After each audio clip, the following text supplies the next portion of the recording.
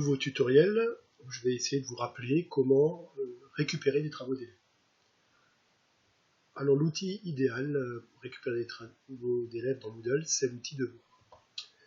Donc j'utilise naturellement mon programme Rodenté pour me mettre en mode édition, ce qui me permet d'ajouter une activité. Je vous rappelle que les ressources sont des documents déposés par le professeur. Les activités sont, comme leur nom l'indique, des activités élèves, donc des outils dans lesquels les élèves doivent être actifs. Alors j'ajoute mon activité. L'activité, je suis allé trop loin, l'activité devoir ici.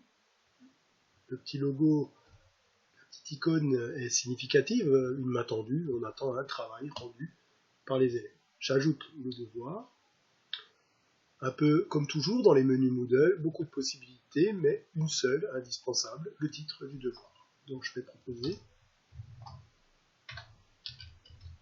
devoir 1 fichier. Je vais demander aux élèves de me déposer un fichier sur Moodle. Je ne m'occupe pas des autres réglages, enregistrer et revenir au cours.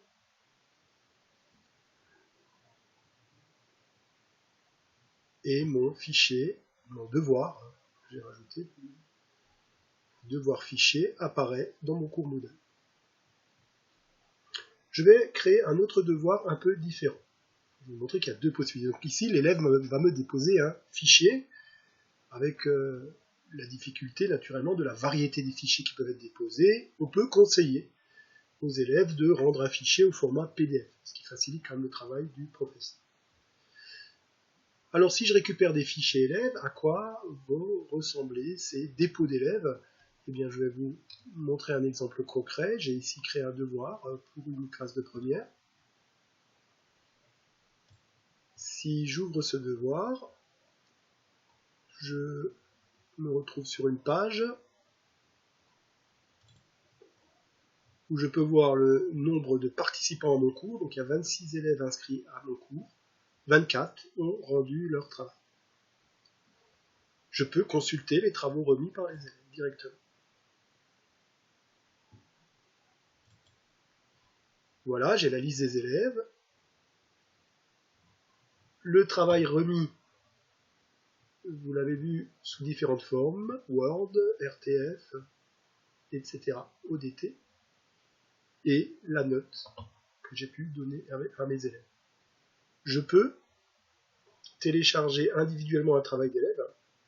Si je clique sur ce fichier, il va se télécharger sur mon ordinateur. Mais je peux également, cette fonction est très utile, je peux également, action d'évaluation, télécharger tous les travaux remis par les élèves. Alors par cette action, je vais générer un fichier téléchargeable. Voilà, on le voit ici, il est en train de télécharger au bas de la page. Il s'agit d'un dossier qui va rassembler tous les travaux d'élèves et que je vais importer en une seule opération. Donc action d'évaluation, télécharger tous les travaux remis. Et en cliquant ici, voilà, je tombe sur un fichier zip que je vais ouvrir. Voilà, et ce qui est intéressant, c'est que le nom du fichier d'origine a été remplacé par le nom de l'élève. Je vois tout de suite les fichiers remis par les différents élèves. Vous constaterez la variété des types de fichiers déposés. On en reparlera tout à l'heure. Donc, on vient de voir que avec la fonction devoir, je peux créer facilement un devoir et récupérer un devoir également très rapidement. Je vais également vous montrer qu'il existe d'autres formes de remise de devoirs. Là, on va reprendre, recréer un devoir.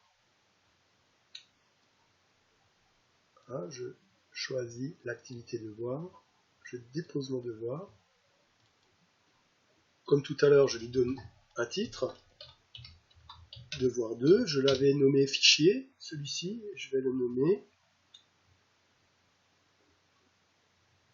texte. Les élèves ne vont pas rendre un fichier, vous avez vu le problème du fichier, il y a différents formats possibles, je vais choisir le texte en ligne.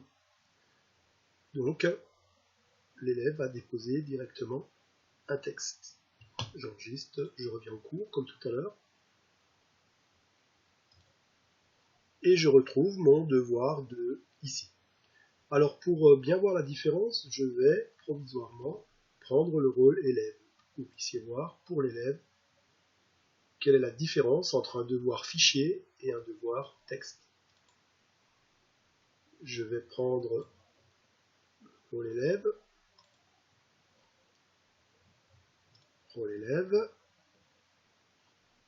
ce qui me permet de voir le cours tel que le verront les élèves.